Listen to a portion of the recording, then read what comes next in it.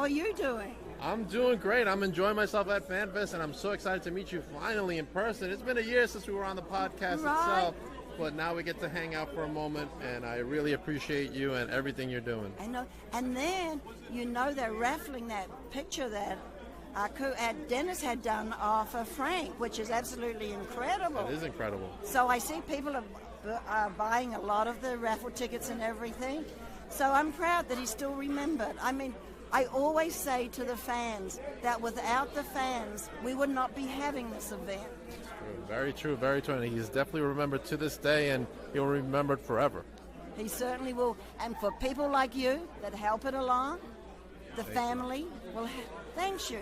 Thank you very much. Barbara Goodish, make sure you follow Barbara Goodish. Any Bruiser Brody stuff you want signed or buy it from her. Message her on Facebook. That's right, Bruiser Brody. Check it out. Check it out. Huss. I'm hanging out with the winners right here, the backseat. What is going on? Look at you guys got all the gold. I mean, this is just the start, but everything comes full circle for the Backseat Boys. Wrestling is now the Spanish announce team. You guys were the first to take a chance on the Backseat Boys, and now we solidified ourselves and closed the gap and broke the curse and became the first ever two-time Wrestling is Now Tag Team Champions. That's right. Looking at the new Wrestling is Now Tag Team Champions, the new Spell Wrestling Tag Team Champions, and still the JCW Tag Team Champions. What more could we possibly fucking ask for? More gold and competition. That being said, this is the era of the Backseat Boys. Stay tuned for more. We challenge anybody to pull up and challenge us for these belts because they ain't going nowhere. They're staying with us in the backseat. Whoop whoop, much clown love. Thank you, gentlemen. Congratulations, the Backseat Boys. That's my thing! Yeah, she won't stop screaming. Quick bit, come on. Hi, Papa Day. Hi, well, the lights are going dark again. I like it dark, Papa Day. You don't? Are you scared of the dark, Papa Day? Scared of the dark? I'm kind of scared of you, but what are you selling here? Chocolates! It's a t-shirt. Pop it on, come on. My limited edition 8x10 third frames, and they're $15. All right, now you got a big match coming up at Titan Championship Wrestling. You call that a big match? Not really, no. Me neither. It's gonna be a squash. Me and my brother. You and who? My brother. Aaron? No. Who? Who am I wrestling? I thought it was you and Aaron Roxas. Not me and Roxas, it's me and Gangone, which is why Tiffany is going to die. And I guess Adonis Stone as well. He can join along too. All right, good luck in your match. Amity LeVay, everybody. Bye. I just want to say that it was super rude of you to walk away from me earlier. Talking to the New York State champion, you're going to have to pay up. Do you take kale? Dude, goodbye. Whipwreck, Cation, doesn't matter. We'll see what happens, but it looks like we have a special guest. Get my earplugs on. No. You was looking for Tina, and then you talk about people dominate tonight, all right? The Dirty Deeds, they got nothing. We're now the new Starlet Champion. What's going on? Hi, I am Fearless Princess, so why not team up? All right, now just announced by Mr. Joel Maximo for February. It's called the Shadow Ban, and I was like, that's kind of... Hold on. Let me speak. Okay? But today I got a very special guest. I got the great...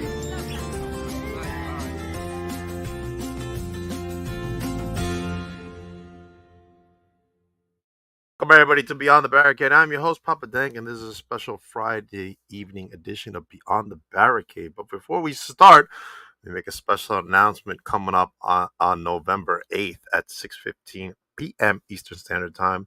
The one and only Leva Bates is coming on the podcast. She'll be talking about some signings she's doing for that weekend, and we'll catch up on her days in NXT and of course AEW. And this is brought to you by me, Papa Dank, and DNS Wrestling Collectibles. If you want some wrestling collectibles, contact Coach David 65 at AOL.com and get your collectibles, signed collectibles, figs, whatever. Just make sure you reach out to Coach David 75 at AOL.com. All right, let me bring to you my very special guest. He is coming all the way from the NWA Exodus Pro, And it's been like about a year since I last saw him, so we're gonna catch up and see what's going on with him. Let me bring to you the one, the only Hayden Backlund. What is up? What's going on? What's going on, brother? How are you today? I'm good. I'm alive, living. Woke up today, so it's a good day. Now, last time I saw you at VPW, you had a hellacious match with the one and only Big Boofa, Desmond Cole. Yeah, it was a really good match. That was one I had to drive from that night all the way back. So that's about a 9-hour drive. Yeah, it's so a long that drive. was one Yeah. I was like, at least it was a good match. At least it Yeah. turned out good as I was driving home. So that was fun. Yeah, it was really good, 100%. A lot of good feedback that night as well. All right, let's talk about some upcoming events you got coming up. First of all, you got Neo Pro Wrestling right there. The Curse of Best Baker 2 Hall. out of 3. Best 2 out of 3, man, against Trey Lamar, man. What are your thoughts going into this match? Well, that was my first time there at their last show, and me and Trey tore it down. It was one of those matches where I was in the deep end, and it just kept going and swinging for the fences. And what I heard was the fans believe it stole the show. So now we're running it back in the main event, 2 out of 3 falls, because I believe he got lucky. I think he knows he got lucky too. Right. So let's see who's the better man. Man, you're stealing shows everywhere you're going, man. But Right? make sure everybody gets their tickets to Neo Pro Wrestling if you are in the area. All right. We also got this event coming up, actually. Yeah. Not too far after. Yeah. So that's the next night. That's Right. That was my home promotion. That originally called Daddy Pro. Okay. It transformed into Grapple Pro. Right. But that belt, I was the inaugural. I was the first ever. It was Really? the first ever belt I won. I just pretty much got back from Atlanta and won that belt, and lost it and never got a rematch. I've been on the road and never got to run it back for that belt, and the champion is I am genuinely surprised at how talented Mr. Fancy is that quick. It's very rare for someone to win a championship that fast and defend it. He's defended against Kevin Blackwood, Anthony Musso. Like, I just don't think he's going to beat me. So I'm going to get that back. I'm going to return that home to Buffalo, turn that to my house, and fix a mistake. But that is, as you can see, no disqualification. So that's a different type of challenge. That is. Man, I can hit him with a bat, hit him with a trash can. We're gonna go Buffalo Bills style, put him through a table. Man, you're gonna be beat up that weekend, man. You got all these special matches going on, dude. Right?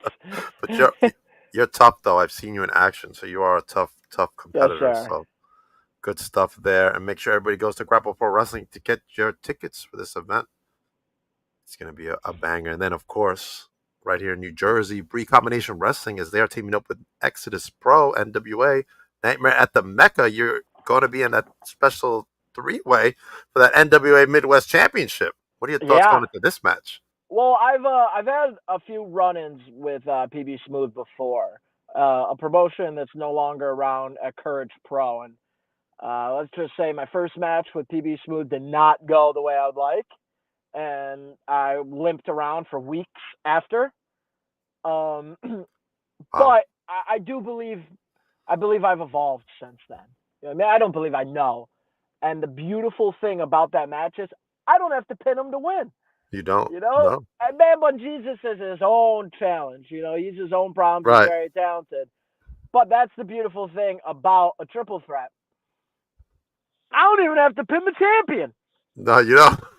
100% you don't. So as all things will go in the Backlund way, I believe by the end of the month I'll have 2 brand new belts, 2 shiny new ones. Wow, Hayden 2 belts. It's fun, yeah, right? I'll do the McGregor photo. That's right.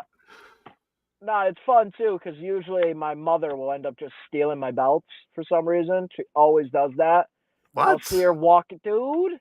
There's a company up in Canada called Norfolk Championship Wrestling. I'm their heavyweight champion. And my mom stole my belt out of my car, and I just saw her on her daily walk, walking down the street with the belt, acting like she was king shit. Damn. So it'd be nice that I can have her looking like Ultimo Dragon here pretty soon.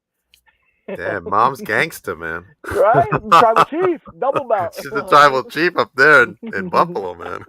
Right? Now, what's interesting to me, being at Recombination a couple of times, is that in this match, it's all Exodus Pro talent, no Recombination wrestlers.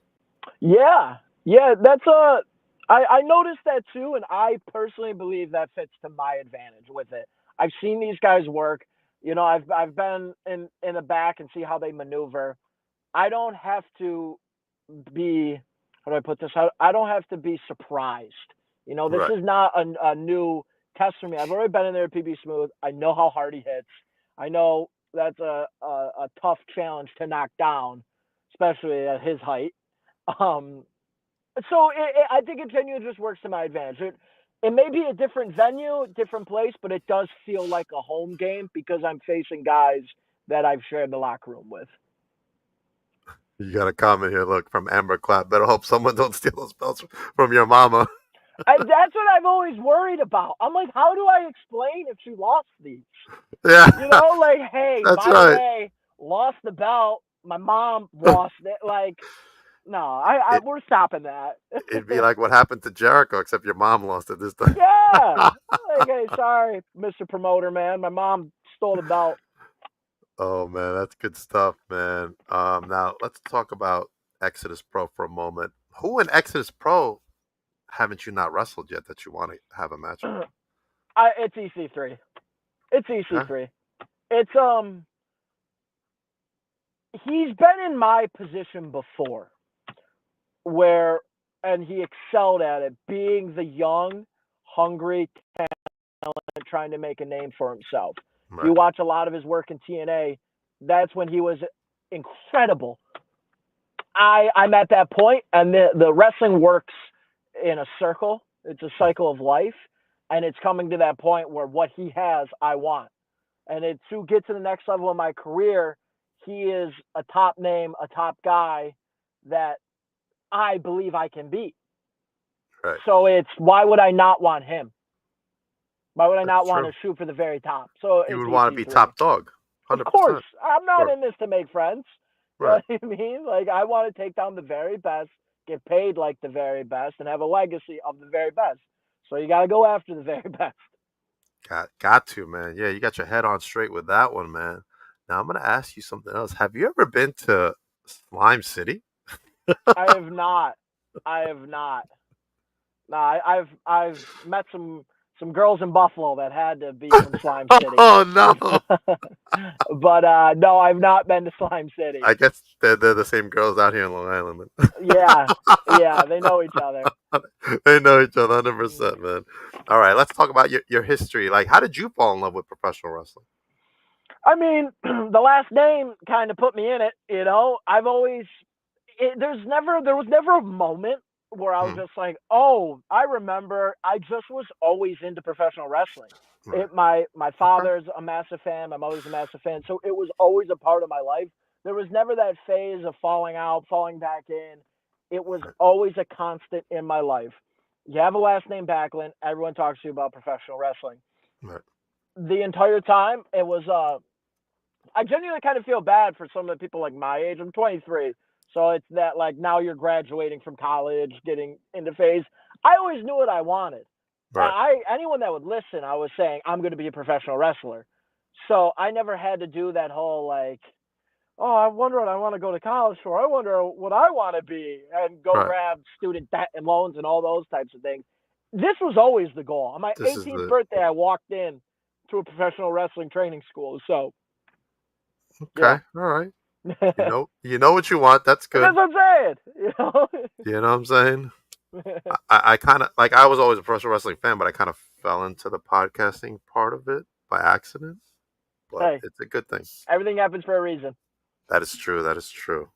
All right. Tell us about that training. Where did you go train, and who were your trainer or trainers during your initial training, and what were your thoughts during that time? I've always put it like this: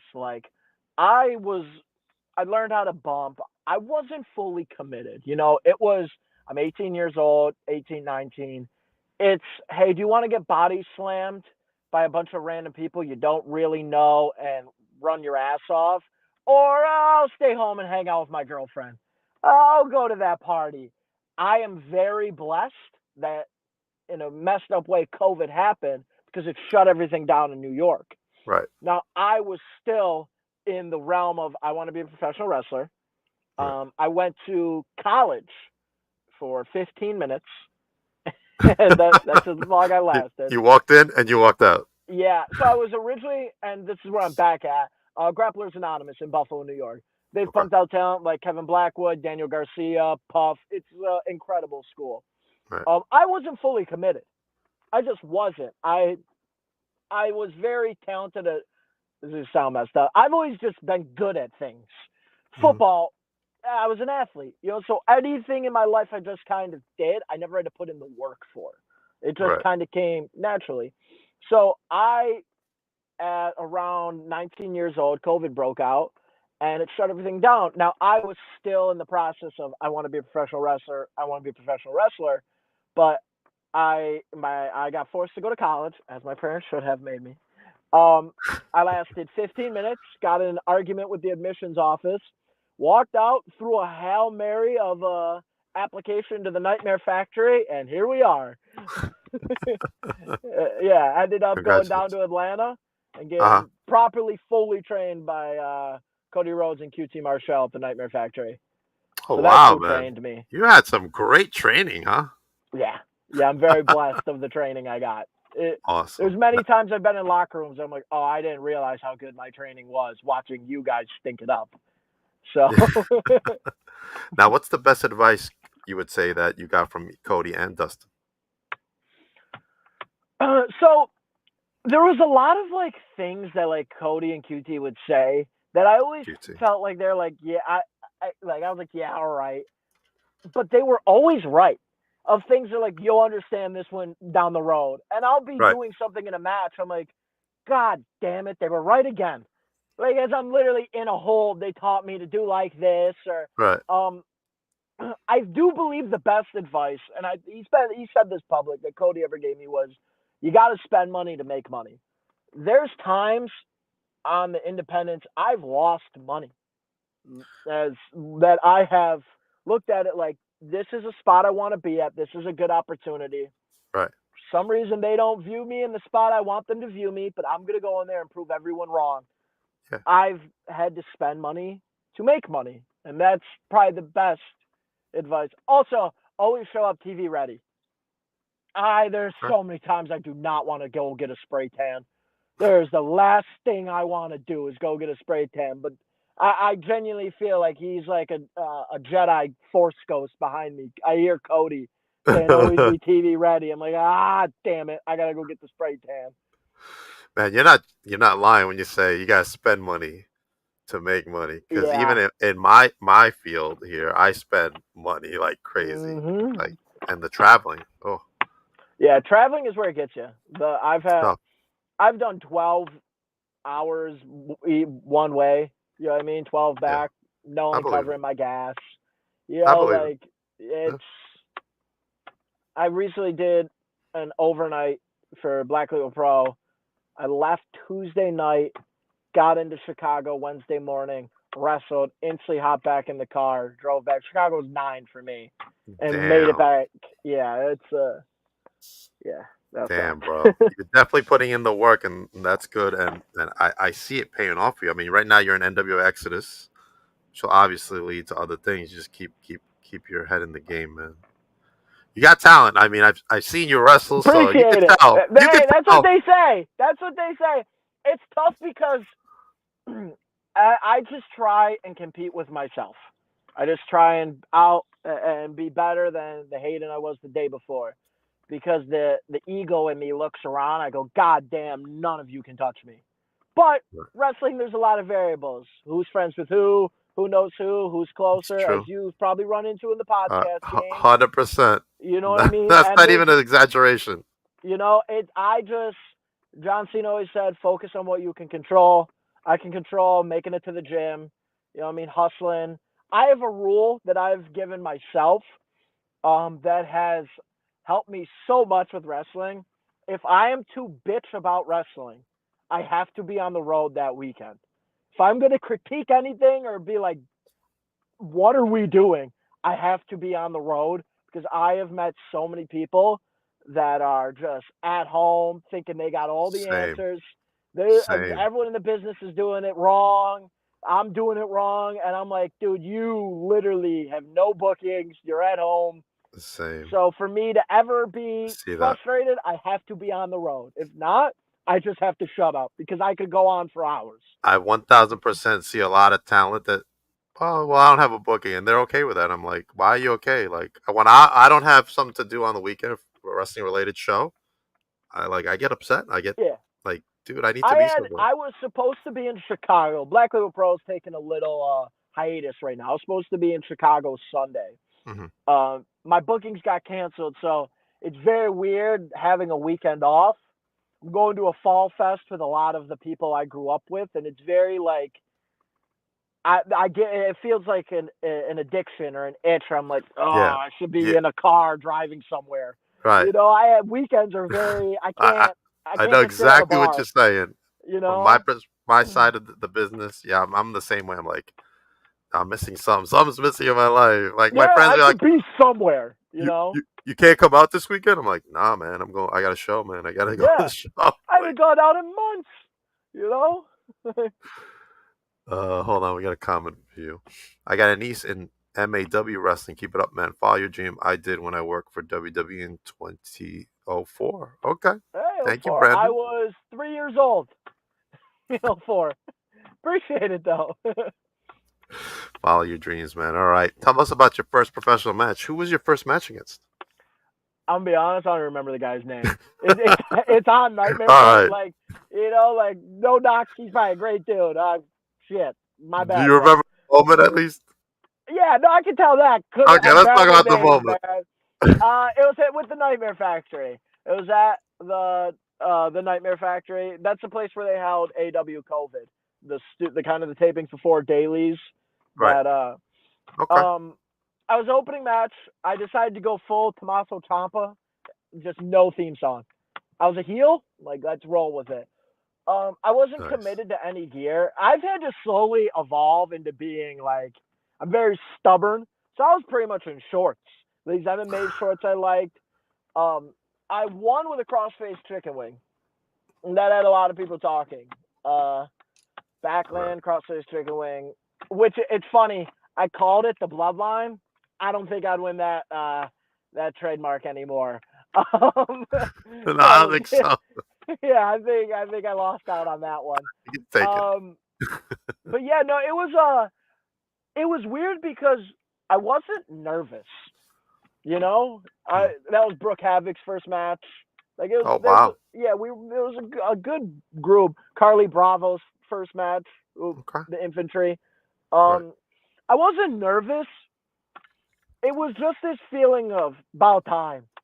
You know, it very much came second, just naturally.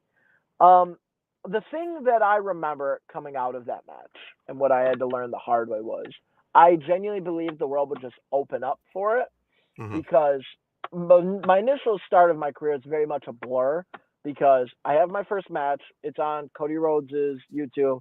It gets over 100,000 views. So we're doing good. We're starting off good. Right. My first match in front of a live crowd is AW Dark against Miro. So wow. I got thrown into it. My first time ever working in front of fans was AW. I got thrown into it, and I didn't know shit. I didn't know how to wrestle. I didn't know real timing. I knew how to bump. I knew certain things. I knew how to wrestle. I didn't know how to work. Right. You know what I mean? So it was such a blur because I was recently prior to that homeless living in my car in Atlanta. So like everything just flew. Everything was such a blur of just. And that's you just trying to fulfill your dream. Yes. Yeah, 100%. And homeless by choice, like, because I knew if I texted my parents, I could come home instantly. Right. Like it wasn't like I had people. It was just like this feeling of I have to do this. So that first match went good. The agent for it was Alan Angels, which is funny. Oh, And really? I will face him one day and just do a bunch of moves from my first match and see if he ever catches on. Right. But I'm a fan of his work. Good he's a stuff. good dude. Yeah. Did you ever get a chance to work with Ricky Starks? Yeah, training wise. Yeah. Okay. Yeah, I got to. So, again, very blessed and lucky. In that time, I got to work with, in the ring, Arn, Dustin, all of the Dark Order, Ricky Starks, which is really funny, and everyone can say it now. We had to keep it was a secret for a little bit. Got to do a seminar with CM Punk, this was before his return. Right. Yeah, he was That's filming awesome. Heels in Atlanta and came in and just kind of gave us a seminar, and I learned some stuff off of him. So I got to very much I got to see the top.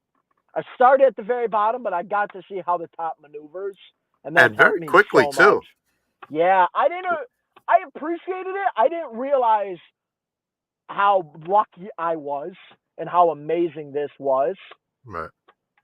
So yeah, that was kind of my first match. That's amazing. I had no clue when I met you a year ago. I had no clue you'd gone through all this. This is amazing. Dude, Great I got stuff, a story to tell. Great stuff, man. All right. Man, what do you think is the best thing you learned at that Punk seminar? So I'm a massive CM Punk fan. Always have been. Same. So it was very much a cool scenario to, like, a Cody, of course, but it's very weird when you're like, oh, I'm learning from someone I idolized as a young boy. You know what I mean? Right. And go on this, like, not, of course, all the respect, but mutual, like, okay, I'm learning. Like, we're out of fan now. Fan's gone. I am now, like, I have to treat you as a coworker that I'm trying to learn from. Right. I think the best thing I learned from him was just, like, everything you do in the ring, mean it. Don't second guess things.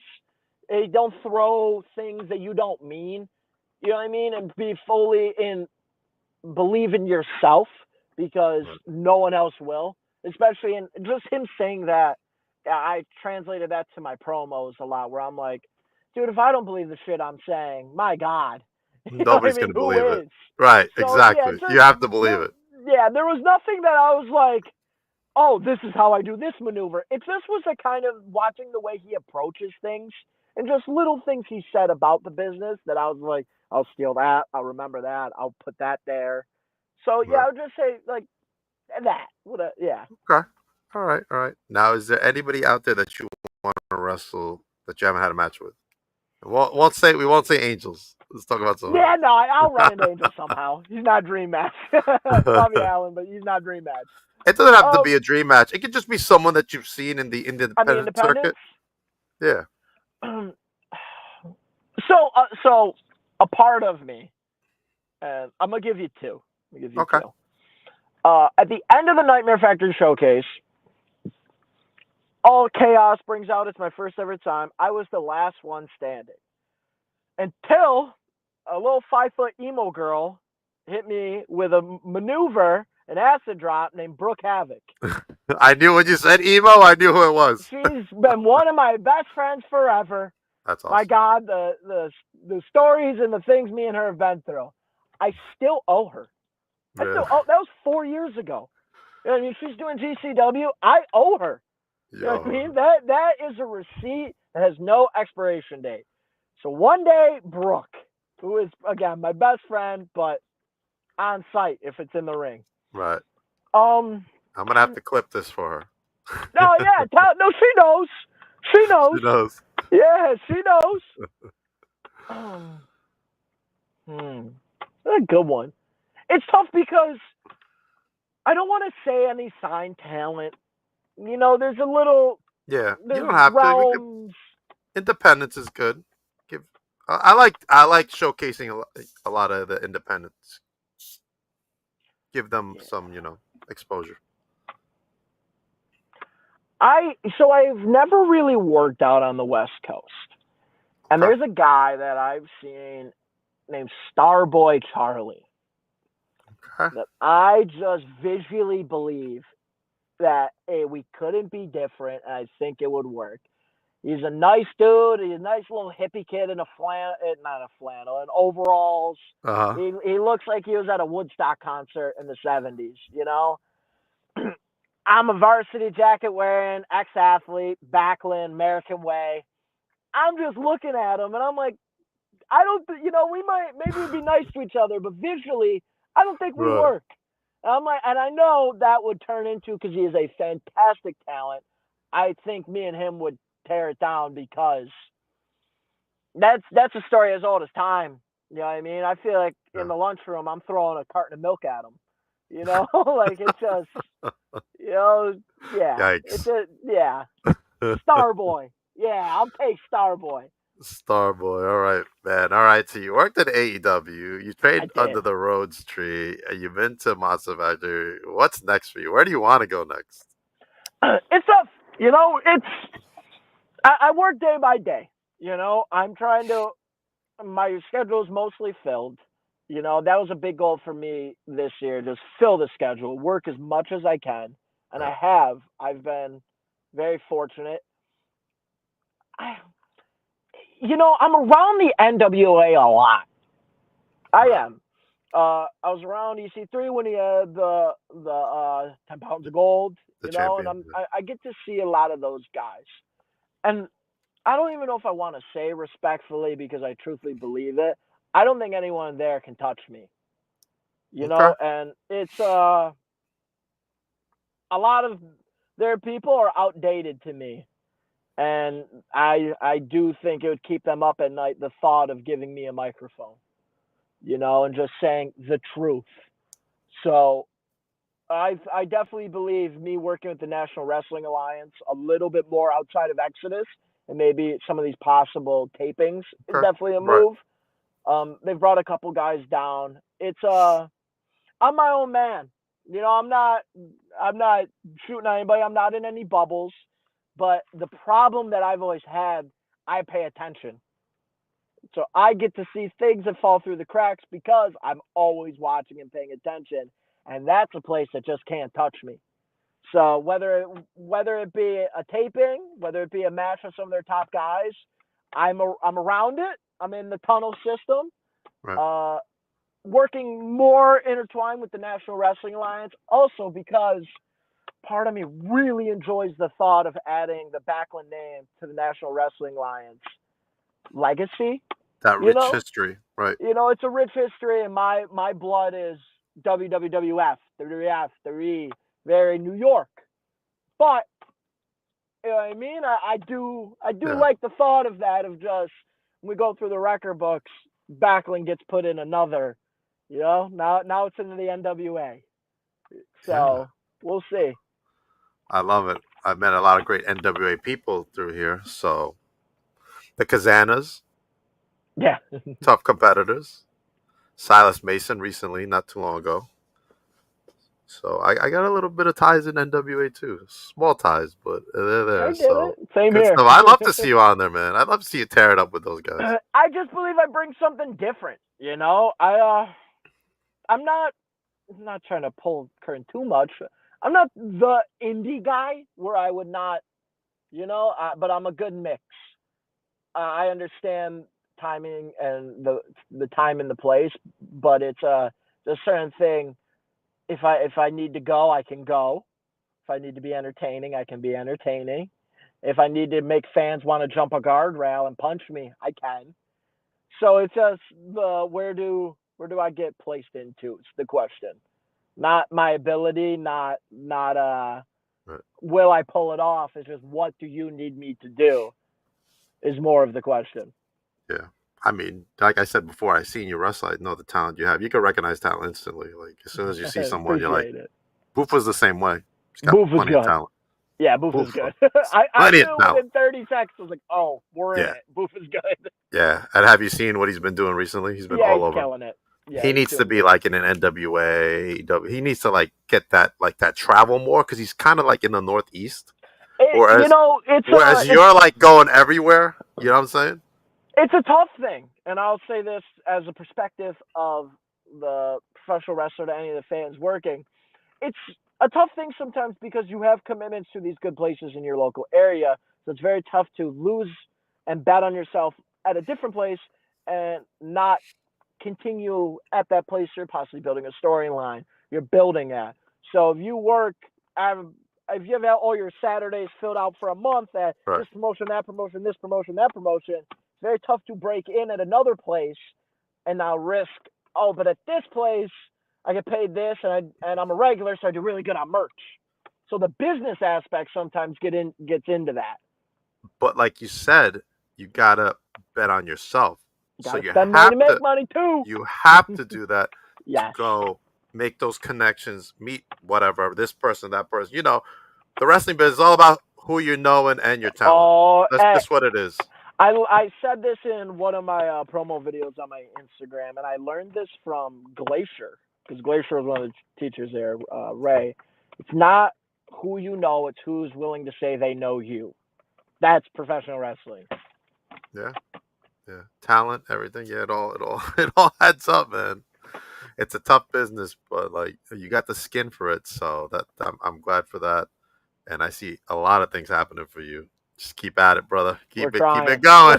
God damn, I'm trying, man. You are trying, man. And I'm very upset that I'm not gonna see you at the Mecca for the recombination because I was looking forward to your match. Let down when I saw what the Mecca looks like in person.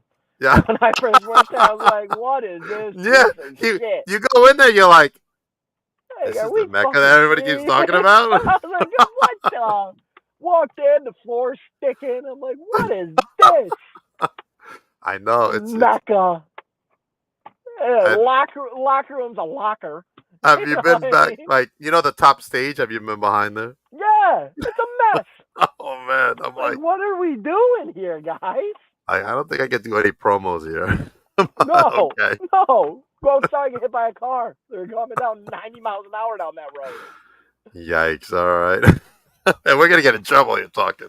Yeah, right. Yikes. Man, Hayden, let me say thank you for coming on the podcast, man. You got to come back.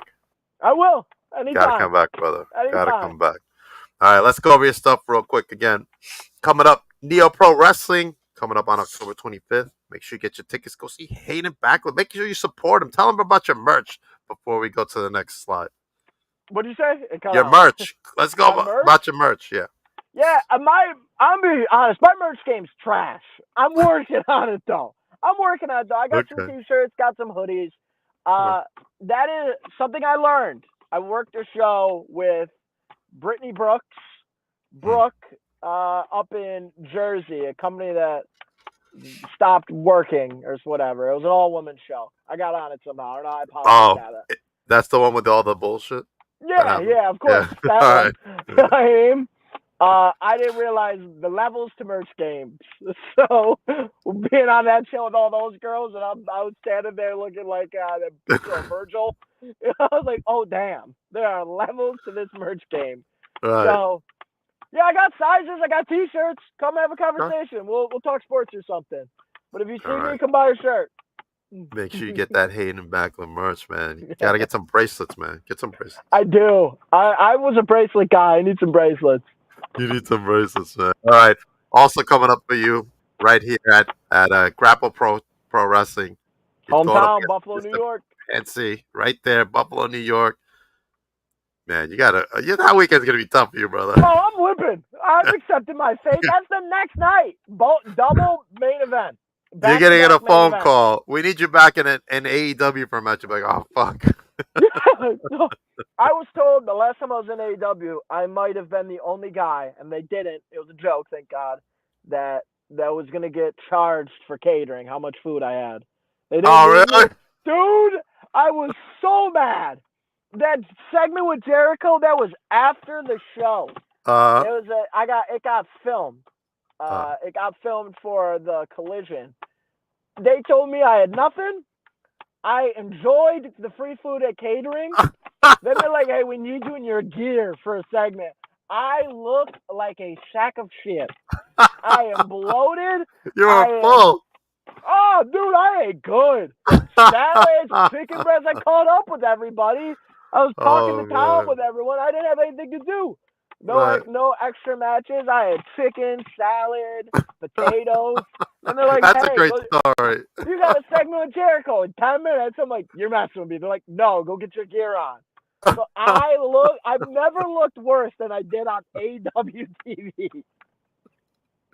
Oh my God! All right, Recombination presents Nightmare at the Mecca. The NWA Midwest Championship is on the line as Hayden takes on Pretty Boy Smooth and Man Bun Jesus Sunday, October 20th. Make sure you go to Recombination Wrestling. Get your tickets. Make sure you support Recombination Wrestling. It's a great promotion, and they always kill it with shows all the time. Ooh, there's Levi. All right. Let everybody know where they can follow you. I'm losing my voice. I'm on Instagram. I'm on Facebook. I'm on Twitter. It's my name, Hayden Backlund. Hayden_Backlund. You can see whatever mess I'm getting into, whatever, what bookings we got going on. Me hoping my Buffalo Bills stop losing. Posting my favorite sports teams, posting SPCA adoption content. You can find me. I'm not hard to find. My accounts look like me, so if you're wondering, it's me. Nice. It's Hayden. Make sure Hayden. you follow. Make sure you follow Hayden. He's gonna be a big star one day. And I want to thank right. DNS Wrestling Collectibles. It's Coach David 73, not 75 at AOL. He texts me. He's like, it's 73, not 75. Get your good collectibles, good figures, man. I saw some figures I need to get myself, and he's gonna help sponsor Leva Bates coming on the podcast on Friday, November 8th at 6:15 p.m. Okay. 6:15 p.m. Coming up next Wednesday, Stevie Legend is joining me on the podcast. Who else I got? This Sunday, I got Darian Hardway coming on the podcast. And from Wrestling Is Now, the one and only, the new World Heavyweight Champion, Adrian Santos, coming up this Sunday. Wrestling Is Now. They got a show coming up as well next Saturday. There it is. Spinebuster. You got Gabe Sky. I think you know Gabe Sky. I had to have. Faces look familiar. PJ Savage, Joel Maximo. Yeah, Steven I met some of these Pena. boys at Invictus. Yeah, I know that. Yes. Hamlet Hirsu and Face, who's making a name for himself out here in the Northeast as well. Make sure you go to Wrestling Is Now on October 19th, and then also on October 19th, right here in Long Island, New York, which I will be at because it's closer to my job. The one and only Willow Nightingale. Let's talk about AEW. She'll be at NYWC for Homecoming of Madness, as well as the Slime Balls returning home from the NWA for a match for the tag team champion. Come down, get some Slime Ball merch. Love those guys.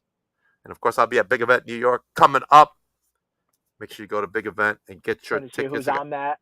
There's a lot of MJF. It is Angle. The Angle's there. Everybody's there. Benjamin. Heyman. Shit. I will be joined by a bunch of people at my table. I might pull up.